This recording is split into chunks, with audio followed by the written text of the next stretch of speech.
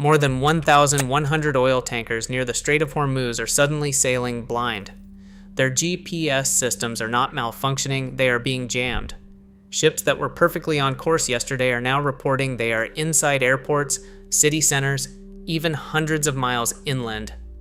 Captains are steering multi-million barrel cargoes using coordinates that simply do not exist, and this is not a glitch. According to mounting reports, the U.S. military is deliberately blinding the Strait of Hormuz, one of the most critical oil choke points on Earth. Take a globe and find the Persian Gulf. Now find the narrow pinch point where it empties into the Arabian Sea. That sliver of water, just 21 miles wide at its narrowest point, is called the Strait of Hormuz. And it is arguably the single most important piece of ocean on Earth. Every single day, approximately 21 million barrels of crude oil pass through that strait.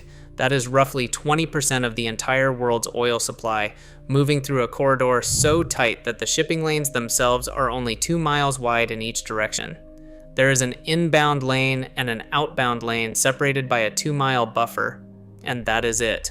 If the Strait of Hormuz closes, even for a week, oil prices do not rise, they detonate. Refineries from Rotterdam to Tokyo begin running dry, airline fuel reserves drop.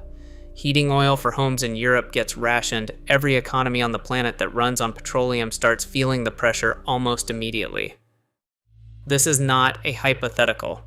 In 1987 and again in 2019, tanker attacks in the Strait of Hormuz sent insurance premiums spiking and caused shipping companies to reroute fleets around the entire continent of Africa just to avoid the risk. The world has always known the Strait of Hormuz is a choke point. What it did not fully appreciate was just how easy it would be to weaponize it without firing a single shot. To understand the damage, you have to understand how dependent modern ships have become on GPS. This is not optional equipment. A modern container vessel or oil tanker is essentially a floating data center.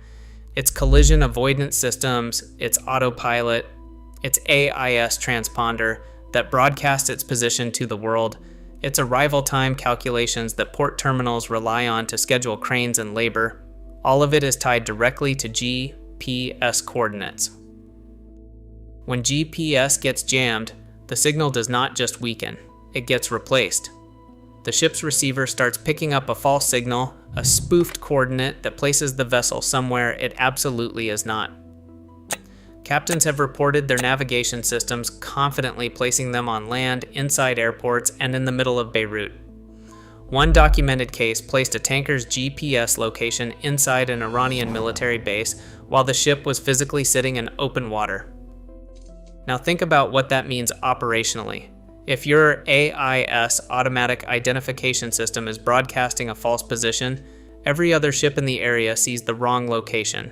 Collision avoidance calculations become unreliable. Harbor masters at the receiving port are getting arrival estimates based on phantom coordinates. And if something goes wrong, if there is an incident, a grounding, a collision, the insurance investigation begins by asking one question: what does the tracking data show? In a jammed zone, the answer is fiction. Most marine insurance policies contain clauses that can void coverage in cases of falsified or unreliable positioning data. That means a tanker caught in a GPS spoofing zone is not just navigating blind. It is potentially navigating uninsured. Here is where it gets complicated because the jamming in the Strait of Hormuz is not coming from one side. The United States military has operated GPS jamming and spoofing capabilities in the region for years. The logic is straightforward. Iran has increasingly relied on GPS-guided drone technology. In 2019, Iran shot down a $190 million American surveillance drone using a combination of electronic warfare and signal manipulation. The American military's response was to develop layered GPS denial systems across the region, essentially building a dome of signal interference over strategic zones to prevent Iranian drones from acquiring reliable targeting coordinates. But Iran is not sitting still. The Iranian military has developed its own GPS spoofing capabilities, documented extensively by maritime intelligence agencies. Their motivation is different. They do not need to sink tankers to cause economic disruption. They just need to slow them down. A tanker captain who cannot confirm his position will reduce speed, will call the owner, and will wait. That delay multiplies across a fleet of 1,000 tankers, and suddenly the throughput of the world's most critical oil corridor drops measurably without a single weapon being fired. What you end up with is two opposing electronic warfare programs running simultaneously in the same 21-mile stretch of water. The result is a layered, overlapping field of corrupted GPS signals that no commercial vessel is equipped to navigate through cleanly. The shipping companies are absorbing costs that are almost impossible to explain to a shareholder. Rerouting a supertanker around the Cape of Good Hope instead of through the Strait adds approximately 15 days to the journey at an operating cost of roughly $80,000 per day for a very large crude carrier. That is $1.2 million in additional fuel and crew costs per voyage.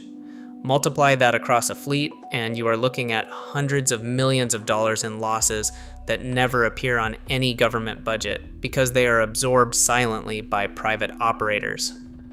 War risk insurance premiums for vessels transiting the region have jumped dramatically. Some underwriters have stopped offering coverage for the Strait entirely during periods of high tension, forcing shipping companies into the secondary insurance market at rates that would have seemed absurd 3 years ago. And then there is the dark fleet.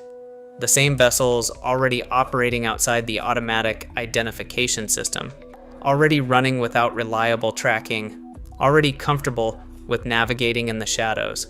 For them, GPS jamming is not a crisis, it is cover. A spoofed signal environment makes it significantly harder for satellite radar operators to match a physical vessel to its digital identity.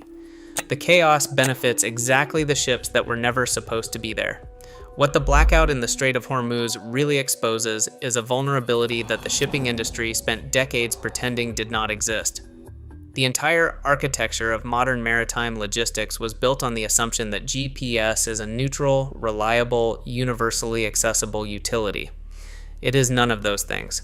It is an American military asset operated by the United States Department of Defense, which reserves the right to degrade or deny the signal to any region at any time for any national security reason.